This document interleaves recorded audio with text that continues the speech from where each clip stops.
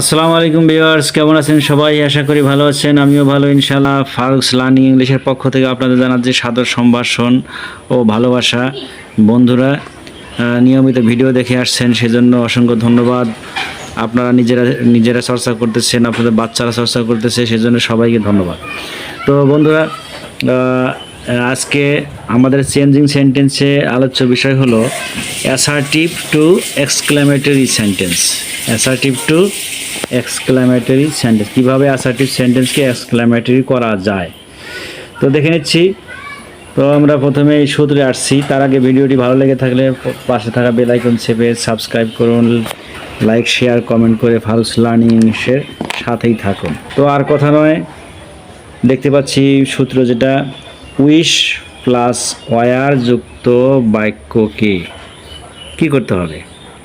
প্রথমে উইশ পর্যন্ত বাদ দিতে হবে, একেবারে উইশ পর্যন্ত বাদ দিতে হয়। তারপরে কি দিতে হবে?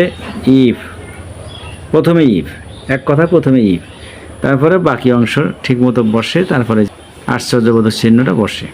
তাহলে কি যে I wish I were a child again, আমার ইচ্ছে হয় আমি আবার শিশু হই। তাহলে আমার প্রথমে উইশ পর্যন্ত বাদ দিলাম, শেষ উইশ পর্যন্ত বাদ দিয়ে প্রথমে দিলাম ইফ, তারপরে বাকি অংশটি ঠিক থাকলো, যে if I were the child again দিয়ে লাস্টে শুধু প্রশ্ন আশ্চর্যবোধক চিহ্নটা দিলাম। অতি সহজে কিন্তু আমরা এক্সক্লেমেটরি করে নিলাম। শেষ, চমৎকারভাবে একটা সূত্র শেষ। 2 নম্বর সূত্রে আসি। কি? উইশ প্লাস হ্যাড যুক্ত বাক্যের ক্ষেত্রে কি করতে হবে? উইশ আছে প্লাস হ্যাড আছে, প্রথমে কি করতে হবে? উইশ পর্যন্ত বাদ দিতে হয়, দিলাম, প্রথমে উইশ পর্যন্ত বাদ দিলাম, তারপরে প্রথমেই দেবো হ্যাড, হ্যাড বাক্যের শুরুতে বসাবো, শুরুতে বসালাম, তারপরে বাকি অংশ ঠিক থাকলো, ওই যে আশ্চর্যবোধক চিহ্ন বা নোট অফ এক্সক্লেমেশন দিয়ে দিলাম। শেষ, অতি সহজেই কিন্তু শেখা হয়ে গেল। তাহলে কি আই উইশ, এই যে wish, I wish I had been A magician. আচ্ছা, ভালো কথা। দেখি, প্রথমে উইশ পর্যন্ত বাদ দিলাম, দিয়ে উইশ পর্যন্ত বাদ দিয়ে প্রথমে দিলাম হ্যাড, দিয়ে এই বাকি সম্পূর্ণ বসালাম। তাহলে হ্যাড আই বিন ম্যাজিশিয়ান দিয়ে সব শেষ করে সর্বশেষ শুধুমাত্র একটা জিনিস বসাইলাম, সেটা হলো আশ্চর্যবোধক চিহ্ন।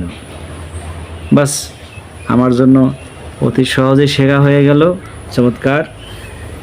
3 নম্বর সূত্রে আসলাম। উইশ প্লাস কুড যুক্ত বাক্যের ক্ষেত্রে কি করতে হবে?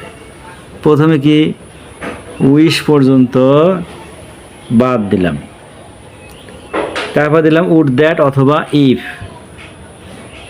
তারপর বাকি অংশ সব ঠিক থাকে, ওই যে লাস্টে আশ্চর্যবোধক চিহ্ন। We wish we could be champion. তাহলে উইশ পর্যন্ত বাদ দিলাম, গেল, উইশ পর্যন্ত বাদ দেয় সবার কি দিলাম? উড দ্যাট দিলাম অথবা ইফ দিলাম।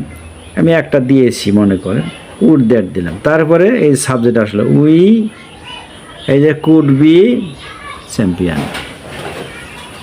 বাস, সে শুধু আশ্চর্যবোধক চিহ্নটা দিয়ে দিলাম। সর্বশেষ সূত্র বন্ধুরা আজকে, সেটা হলো অ্যাডজেক্টিভের অর্থ প্রধান রূপে যদি প্রতীয়মান হয়, সেক্ষেত্রে কি করতে হবে? হাউ, প্রথমে দিতে হবে হাউ প্লাস অ্যাডজেক্টিভ বা অ্যাডভার্ব ঠিক রাখতে হবে, তারপর আদার ওয়ার্ড। শেষ। হি is very ton, he is very টল, এই যে টল অ্যাডজেক্টিভ বিশাল আকারে দোষ করে দেখানো হয়েছে, এই জন্য এটাকে বাদ দেবো না। হাউ টল অ্যাডজেক্টিভ নিলাম, সাবজেক্ট দিয়ে ভার্ব দিয়ে শেষ করলাম, আশ্চর্যবোধক চিহ্ন দিলাম।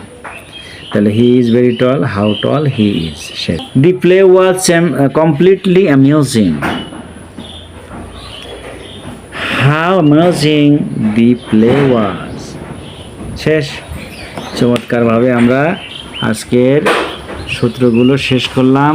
অ্যাসার্টিভ টু এক্সক্লেমেটরি কীভাবে করা লাগে আমরা দেখে নিলাম এবং করে নিলাম। বন্ধুরা, সামনে নতুন কোনো ভিডিওতে অচিরেই দেখা হচ্ছে ইনশাল্লাহ। সে পর্যন্ত ভালো থাকুন, সুস্থ থাকুন, দোয়া করছি, আমার জন্য দোয়া করবেন। আসসালামু আলাইকুম।